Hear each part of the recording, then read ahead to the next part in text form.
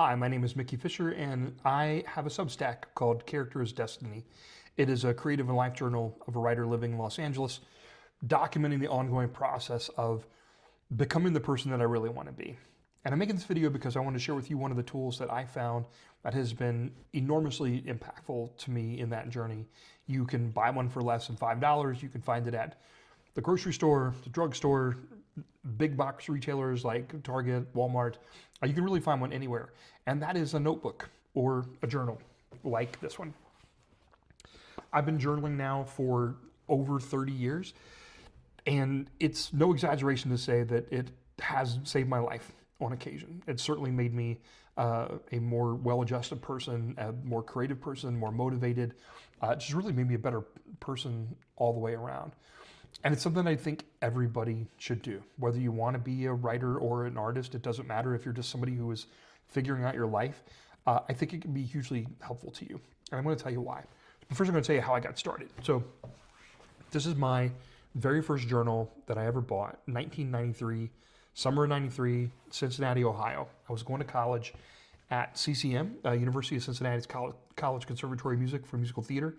And I needed a journal as a place to write down notes after rehearsals, when you get notes from the director and the choreographer, things from school. But I also had started to write a little bit at the time, writing monologues and scenes and snippets and things like that. And so I needed a place to put those ideas.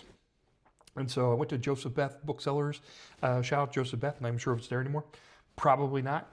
And I bought this journal. It is purple paisley in honor of one of my all-time favorite artists, Prince. And I just started making time in between classes and things to put those things down, little bits of stories and characters and monologues and notes from after school. I didn't pick it up thinking that I was going to use it as a journal to talk about my emotions or feelings or whatever was going on with me mentally and emotionally. Although I did occasionally write down some personal things, like I found this particularly about girls I had crushes on. So I'm going to read you this early masterwork, really. If I look hard with my eyes closed, I could see her. No imperfections. Everything that she radiates is perfect. Her eyes are big and warm, like a glow coming off a fireplace on the coldest of winter days, and they speak more than she wants them to. Her lips are full. I'm going to stop this right now, and that is about as far as that's going to go. So like I said, there was no thought really of using it as like a way to process my emotions or feelings. But I found that a couple years later, through school, I started doing that more and more, and I really got into doing that when I moved to New York in my early 20s. I moved to New York at 23, moved in with some friends, and it was one of the best times of my life, but it was also one of the hardest because I was really trying to establish myself as an artist. I had really made the shift from acting to writing. My talent, my ability didn't quite match my ambition, and I was broke all the time, working really, day jobs for not a lot of money. We were putting up shows, nobody was coming.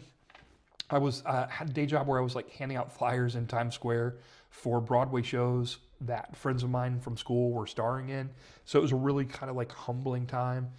And also romantically, I was really struggling with girls. I was outgoing and I was personable, but I was also really insecure and didn't really know how to connect. And part of that is just I didn't really know who I was. I was really trying to figure that out. And so I would fall into these deep pits of despair and depression and anger. And so what I would do is I would jump on the subway and head down to work, or I would, coming home from work, I would get home at the apartment and I would pull up my journal and I would just pour all that stuff onto the page, just venting and purging all this negative stuff, and really a lot of negative stuff directed at myself. Very toxic self-talk, why am I so stupid? I'm so fat. I can't. Why am I a hack? Why is this happening for everybody else and not happening for me? And all this stuff. And I would just purge all that stuff onto the page, and I would really start to feel better after having just let all that out and communicated it, even if it was just communicating it to myself on the page.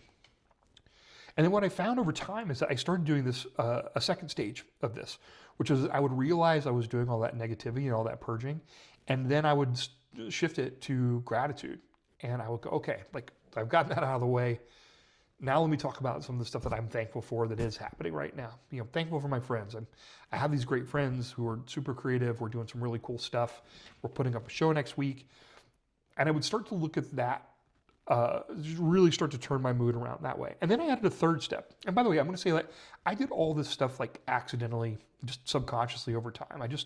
Once I discovered what I was doing, and then I started like making it a regular practice. And I started doing stage 3. Stage 3 was I would imagine where I wanted to be, who I wanted to be, what I wanted to be doing, and I would make a plan to do that. So step 1, purge. Step 2, gratitude. Step 3, imagine and plan.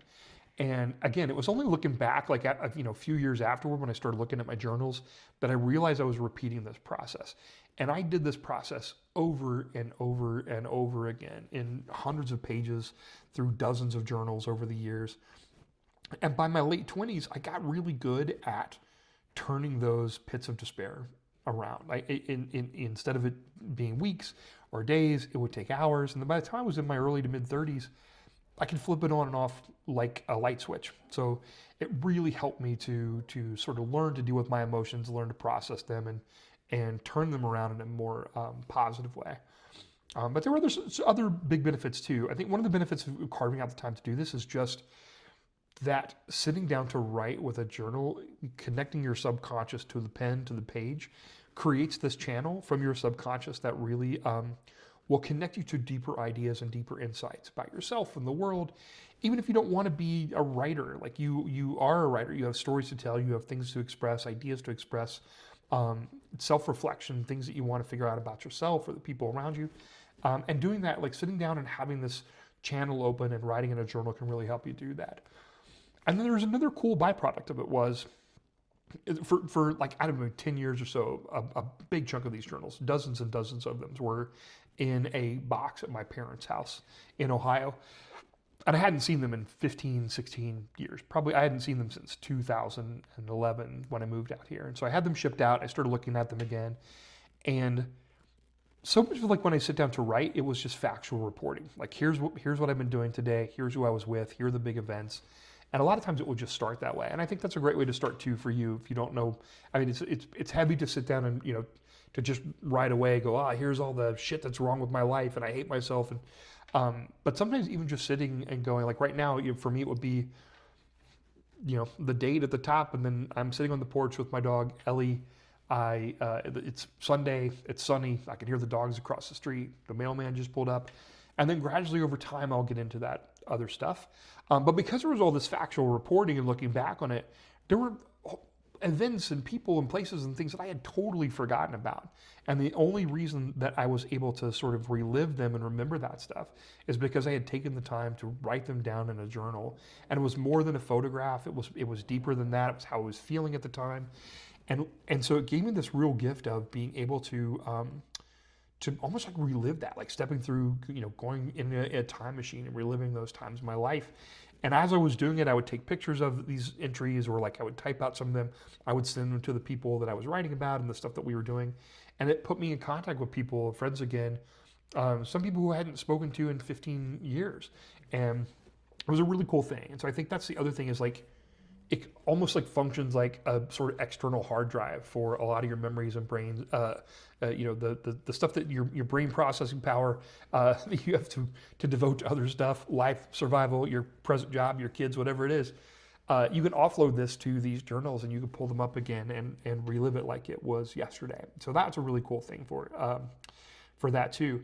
And so I will say, like, in terms of journal, I have used so many different kinds over the years. I have used everything from, like I said, this journal to Moleskine journals to field notes. I sort of always have some like field notes hanging around.